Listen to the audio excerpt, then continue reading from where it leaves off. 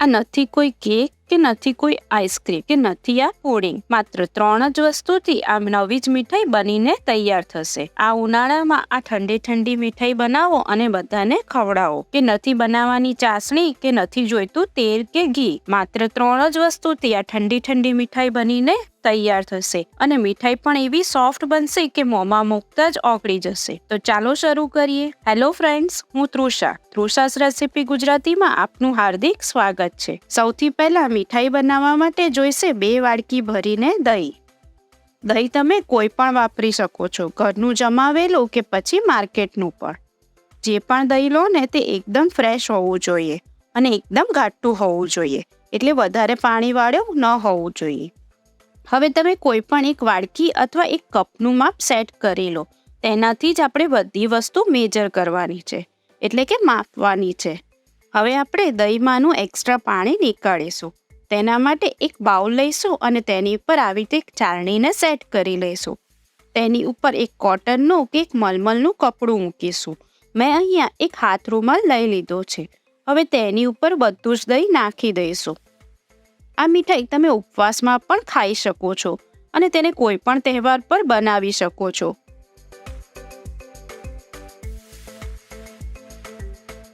હવે આવી રીતે રૂમાલને વાળી લેશું.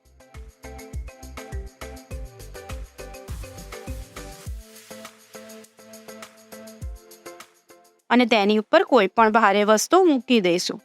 બસ જુઓ, આવી રીતે જ કરવાનું છે. અને અડધોથી પોણો કલાક સુધી તેને સાઈડ પર મૂકી રાખીશું. આ સ્ટેપ કરવાથી મીઠાઈ એકદમ પરફેક્ટ બનશે. જો તમારી પાસે પહેલેથી જ દહીંનો મસ્કો હોય તો તે પણ તમે વાપરી શકો છો. જુઓ, 45 મિનિટ બાદ જોઈએ તો દહીંમાંનું બધું પાણી નીકળી ગયું છે. બેસ્ટ રિઝલ્ટ જોઈતું હોય તો આ સ્ટેપ કરવું ખૂબ જ જરૂરી છે. આ સ્ટેપને ક્યારે પણ સ્કીપ ન કરતા.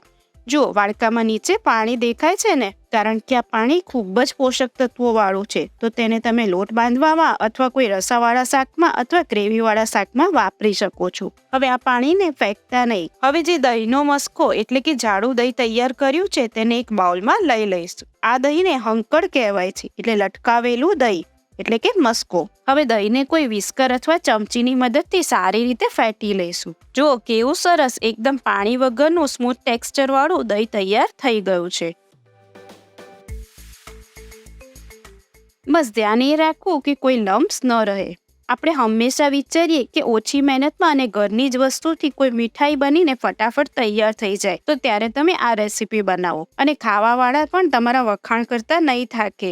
આ મીઠાઈ બનવામાં એકદમ આસાન છે અને મોંમાં મૂકતા જ ઓગળી જાય તેવી મીઠાઈ છે. જો વાતો કરતા કરતા દહીં પણ સારી રીતે ફેટીને તૈયાર છે. હવે આપણે જે વસ્તુ નાખવાની છે તે બીજી વસ્તુ છે, તે છે કન્ડેન્સ મિલ્ક. કન્ડેન્સ મિલ્ક તમે કોઈ પણ બ્રાન્ડનું વાપરી શકો છો. મેં અહીંયા એક વાડકી ભરીને તેને લીધેલું છે. જેનાથી મેં દહીંને માપ્યું હતું તે જ વાડકીથી મેં કન્ડેન્સ મિલ્કને માપીને લીધેલ છે. કન્ડેન્સ મિલ્ક એટલે મીઠાઈ મેળ કે પછી મીઠાઈ માટે એવા નામથી બજારમાં આસાનીથી મળી જાય છે. તો આ પણ મેં એક વાડકી લઈ લીધું છે. હવે આપણે આપણી મીઠાઈમાં નાખીશું ત્રીજી વસ્તુ. ત્રીજી વસ્તુ છે ઇલાયચી પાવડર.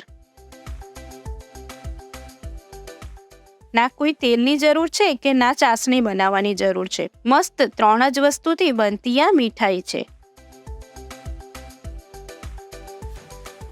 હવે 3 વસ્તુને સારી રીતે મિક્સ કરીશું. લગભગ 1 થી 1.5 મિનિટ જેવું આપણે તેને મિક્સ કરી એક સરસ એવી પેસ્ટ બનાવી રેડી કરીશું. હું અહીંયા ઇલાયચી ફ્લેવરની મીઠાઈ બનાવું છું. તમે તેને કોફી ફ્લેવરમાં કે પછી કેસર ફ્લેવરમાં પણ બનાવી શકો છો.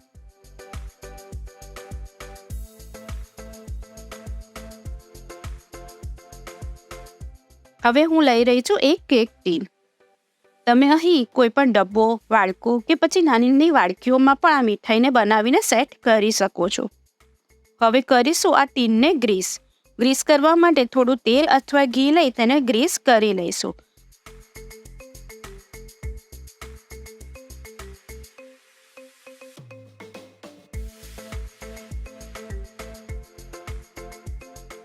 અને ઉપરથી એક બટર પેપર લગાવી મૂકી દઈશું. તેને પણ ગ્રીસ કરી લઈશું, જેનાથી આપણી મીઠાઈ આસાનીથી નીકળી જાય. હવે જે મિશ્રણ તૈયાર કર્યું હતું તે નાખીશું. તેને સારી રીતે એડ કરી દઈશું. અને તેને ઉપરથી સરસ એવું સ્મૂથ લેવલ કરી દઈશું. થોડું થપથપાવીશું એટલે સારી રીતે એક લેયર બની જશે. આ મીઠાઈ બહુ ફૂલશે નહીં, તેથી તેના માટે આપણે બહુ મોટા વાસણની જરૂર પણ નહીં પડે. બસ હવે આને આપણે સ્ટીમ કરવાની છે. આ મીઠાઈનું નામ છે ભાપા દોઈ. આ એક બંગાળની પ્રસિદ્ધ મીઠાઈ છે.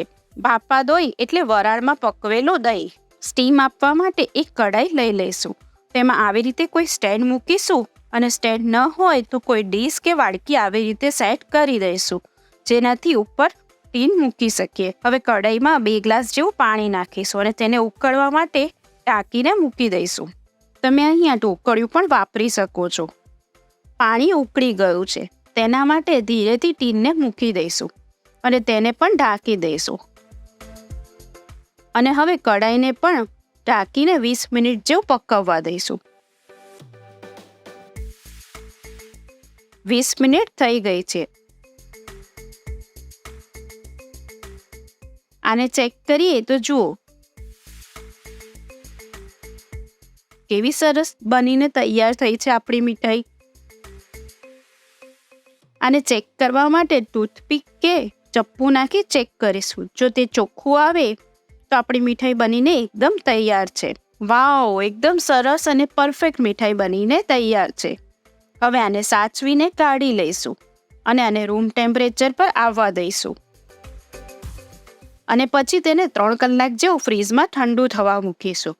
ધ્યાન રાખશો કે ફ્રીઝરમાં નથી મૂકવાનું, ફ્રીજમાં જ મૂકવાનું છે. 3 કલાક પછી જુઓ એકદમ ઠંડી ઠંડી સોફ્ટ એવી બનીને આપણી આ મીઠાઈ તૈયાર છે.